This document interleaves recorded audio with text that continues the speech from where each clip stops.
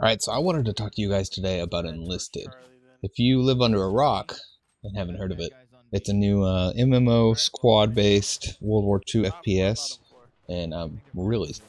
draining some time into it right now. So it's a squad-based game, meaning you control your character and whoever's in their Ready to squad. shoot? You can see that there's different squads and different classes.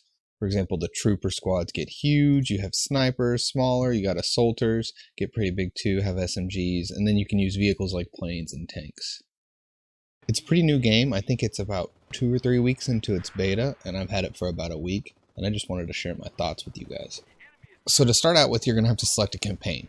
This isn't permanent or anything, doesn't mean you're going to be playing by yourself. It's not really the traditional campaign that you're probably thinking of. So we have the Battle of Moscow and Invasion of Normandy right now. More coming. I'm pretty sure the Battle of Berlin, I've heard rumors, tweets that it's coming pretty quick. But Moscow, you're the Russians versus the Axis. Normandy, you're the Americans versus the Axis. It's a little bit limited right now in what you can do, but I'm still enjoying the hell out of it. So let's start. Select Normandy, and you're going to go to your campaign screen. This is kind of the linear progression. You can unlock different tanks, different squads, and different guns here. Next, we go into the soldier screen. Here you can see your individual squads. You can even change your squads. I don't have many more unlocked, but I got the premium, so I can use them all.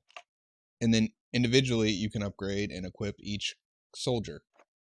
So the weaponry you get will be through the logistics. You'll get cards up here, and that will be through completing tasks and achievements.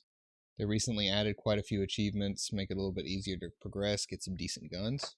Then we're going to take a look at the perks. The perks are permanent, and they take away these different points here. This is where I feel like I could have improved some because I don't know all the perks. I'm not really sure what maybe a maxed out trooper or assaulter should do, but I have an idea of it just based on the nature of the class. So I guess check back later and we'll see how much I regret these decisions. Lastly, we'll go talk about upgrades. There's 3 different types of upgrades for each class. You have squad upgrades. These will, of course, increase the amount of soldiers you can have in battle, and like you can add a couple specialty classes. Like I got an engineer, sniper, and assaulter, and with my troopers. So just kind of little support, complement what you got there. You can go through personnel upgrades. This will be like different slots. Like you can put a sidearm on, and you can get XP quicker, so you can level up and have more perks on your soldiers. And then lastly, workshop upgrades. This is mainly for disassembling and upgrading.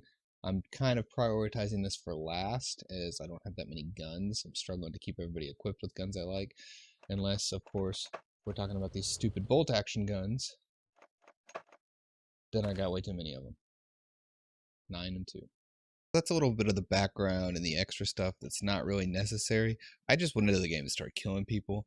You don't really have to understand all the mechanics. There's not really a meta. It's just kind of about having fun. As far as the gameplay is concerned, it's very like Star Wars Battlefront-ish. You're either trying to take an objective before your tick count runs down, or you're trying to hold objectives to make your enemy's tick counter run down. I find it pretty fun, kind of not really diverse in the gameplay modes, but like I said, I've been entertained so far. Everything about this game is very well optimized. It has NVIDIA Reflex. I opened it up, changed 2 settings, getting consistently 100, 150 FPS. So one of the things that really impressed me about this game is the matchmaking. The matchmaking times don't exist. It's just you're playing a game. You're not waiting. You're not getting drinks between games. It doesn't take 2 minutes. There's no lobby where you're talking shit like it's 2009 on Xbox Live. You're just playing. People have to wait on you if you want to go get a drink. I sat here and let my beer get warm first night I played. I talked about how this is squad based. You can easily change to another character once your character you're playing dies. There's bot commands, and I don't really understand them entirely. I've only been playing a week, but overall, I think this method is much more immersive than something like PUBG, where bots are just running around being dumb. I mean, it feels good. You start killing these people, they're operating as a squad. You don't have time to think that, like, oh, is that guy a bot? No, you just shoot him. And then if it's a character, then they'll probably switch to another one and start shooting back at you. If not, then you can just wipe the squad. One of the things I don't really like is there's a lot of microtransactions, and they're consistently thrown in your face. Like anytime you click something, let's say it's an accident, let's say you're just like, what do I need to get this unlocked? To tell you, oh, use your credit card, use your mom's credit card, here, break it out and buy some coins. I did end up buying the premium. That's just because I wanted to progress faster. It's definitely doable without the premium. I just, have a job and a kid. Overall, I don't think the microtransactions are excessive in any way, but they are there. That's kind of the business model. It's more a season pass style, and you're not spending $60 for the game, so I probably shouldn't complain about it. Anyways, moving on to like the gunplay. The guns feel really good in this game. This is probably another one I shouldn't really complain about because you have the option to turn down gunshots. I feel like if they're louder, I think they're more realistic. It's not game breaking at all, and I kind of prefer it this way because my tinnitus is already getting worse. Looking at you, Escape from Tarkov, thanks Nikita. But overall, I have no complaints about the guns. The vehicles are pretty good too. I mean, vehicles are strong. Some people might cry that they're not balanced, but you have to be pretty skilled. Everything's in first person, and I think that is kind of what balances out the vehicles because the first time you get into a tank, you're probably going to die. I mean, you might kill a few people, but it's pretty difficult to, be aware of everything. The minimap doesn't really show gunshots.